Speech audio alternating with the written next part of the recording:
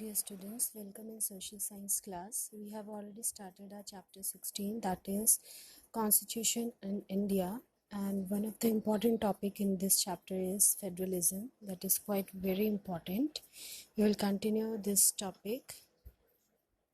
Federalism, it is originated from the Latin word fides, which means treaty or the covenant, the negotiations, meaning that federalism is a system in which the government is dividing its power into different authorities, like we have central authority and various constituent units of the country.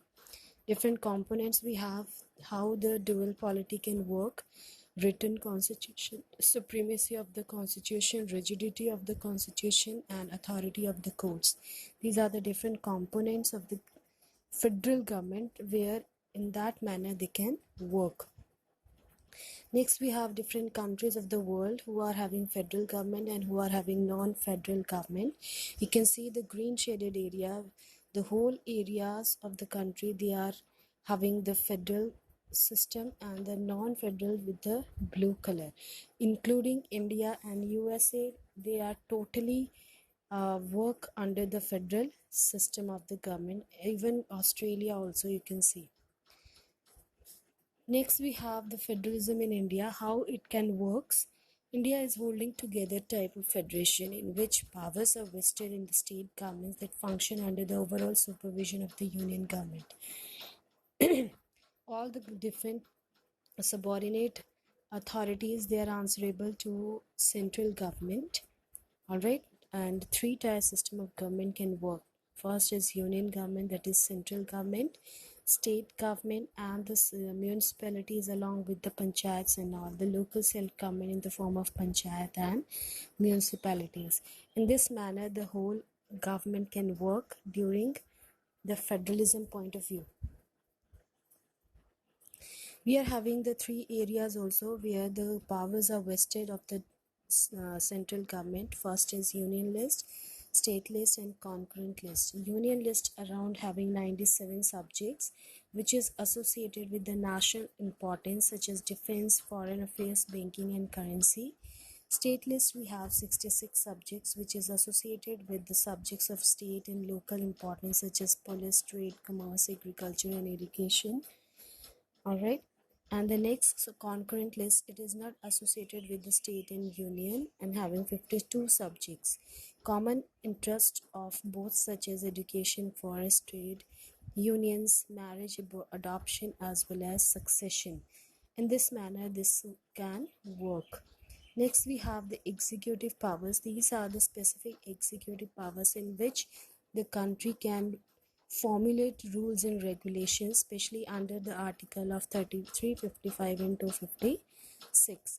Union and states have independent executive staffs fully controlled by their respective governments, whether we are talking about the central or whether we are talking about the state government. If issues are there, disputes are there, they can also solve in the same manner.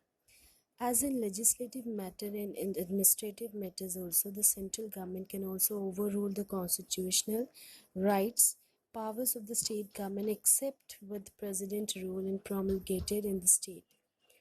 It is duty of union to ensure that every state and every areas are having proper jurisdiction or not, provisions are not on, they can work in the proper guidance or not.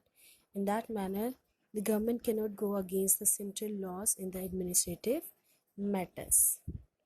Next, we have the financial powers. Financial powers are also liberate for the specific areas, just like Article 282 accords financial autonomy in the spending the financial resources available with the state as well as in the central level. If authorities are given, then state governments can also continue their expenditures, their spendings according to their own resources, according to their own requirements, without any limit to its ability for its requirement with the territory of India, without any consent from the union government. They are totally free to do all those things. And whenever we have disputes with the union or other states, they can solve their matters at their own level. If the matters are serious, they can go by the territories of central government. Otherwise, state government, they can solve their matters by their own under Article 141 of the Constitution. Next, we have federalism of India versus USA. You can see in USA, state cannot come out to the union, but in India, state can part from the union with the approval of the parliament under 356 article. In USA, merging or splitting of a state not allowed. If we are having such system in India, head of the union is directly elected by its citizens. It is, but in India, head of the union cannot be directly elected by the citizens. Only the head of the government is elected by the group. Predominantly, people speak one language and follow one religion under a secular constitution, but in India, multi languages can speak and multi religion can follow. High standard and prompt justice delivery setup. Constitution provide provision for merging with another state or splitting of a state into a few states. Just like we have Uttarakhand, we are having Telangana, they are splitting, even merging also somewhere. Head of the Union, Prime Minister is elected indirectly by the members of the Lok Sabha. Multilingual and multiracial people following multi-religions under the secular constitution. It is a provision in Indian government. Substandard and delayed justice delivery setup. Each and everything is prevail in Indian government as compared to the USA. What are the similarities? Free movement of labor and goods permitted across the states. Single currency, single foreign policy, and common armed forces under the control of federal government is also there in both the areas, whether it is USA and whether it is in India. Every state has constitutional rights to impose taxes and raise debt. That also are right of state government as well as a union government. Now, what is the conclusion of this system? It can be concluded that there are certain features of federalism which are common to both India and the USA. On the other hand, India and USA differ in many aspects related to the federal character of the constitution.